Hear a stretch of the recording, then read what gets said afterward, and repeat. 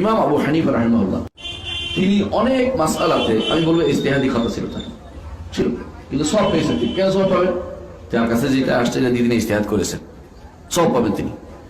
কিন্তু আবু ইউসুফ মাহমুদ এগুলো অনুসরণ করেন নাই। 3/2 মাসআলাতে তিনি বিরোধিতা করেছেন। 3/2 বিরোধিতা করেছেন। কেন?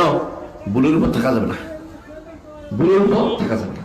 তবে উস্তাদের আক্রমণও করেন নাই। উস্তাদ ভুল করেছে, উস্তাদ এই জাহেল নাউজুবিল্লাহ এই কথা বলেন নাই। কি বলছেন? উস্তাদ রাহিমাহুল্লাহ রাদিয়াল্লাহু আনহু আমার উস্তাদ যেটা বলছে সবকিছু। বরং এটাও বলেছেন ইমাম মুহাম্মদ রাহিমাহুল্লাহ যখন পরবর্তীতে ইমাম আবু হানিফা রাহমাতুল্লাহ আলাইহির মৃত্যুর পরে তিনি যখন গেলেন মদিনাতে গিয়ে মালিকের ছাত্র হলেন। ছাত্র হওয়ার পরে তিনি সেখানে দেখলেন যে অনেক হাদিস, যে হাদিস কুফাতে পৌঁছেনি। তখনকার দিনে তো টেলিফোন ছিল না, তখনকার দিনে ইন্টারনেট ছিল না, কম্পিউটার ছিল না, হ্যাঁ, অথবা এখান থেকে যাওয়া এত সহজ ছিল না। আবার কখনো মিথ্যাবাদী লোকদেরও বের হয়ে গেছিল তাবিদের পরে যুগে। তবে তাবিদের যুগে মিথ্যাবাদীদের প্রচুর ছিল, মিথ্যাবাদীর প্রচার করতে বেড়াতো। কারণ এই মিথ্যা দিয়ে কাফেররা মিথ্যাবাদী ছাড়িয়ে দিত মুসলমানদের, যে মিথ্যা না না। কিন্তু আল্লাহ তাআলা তার দিনকে হেফাজত করেছেন। তো তিনি যখন দেখলেন ইমাম মুহাম্মদ রাহিমাহুল্লাহ, তখন তিনি গেলেন মদিনাতে, যে কার ছাত্র হয়েছেন?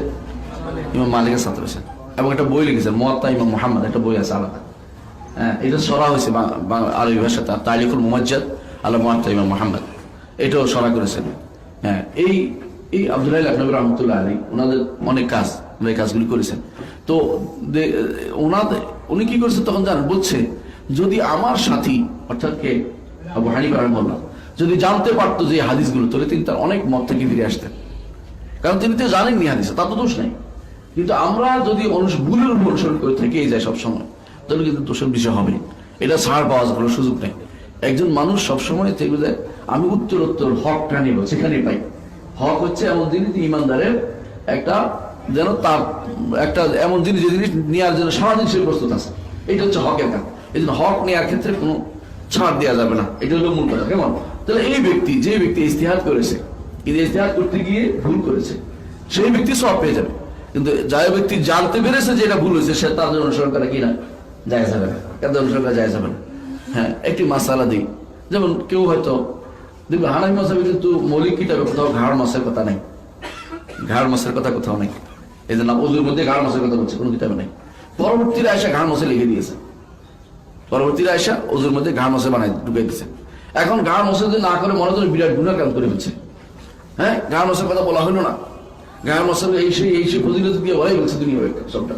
অথচ ঘাড় মাছের ওযুর কোনো অংশই না, এটা হলো বিশুদ্ধতম কথা।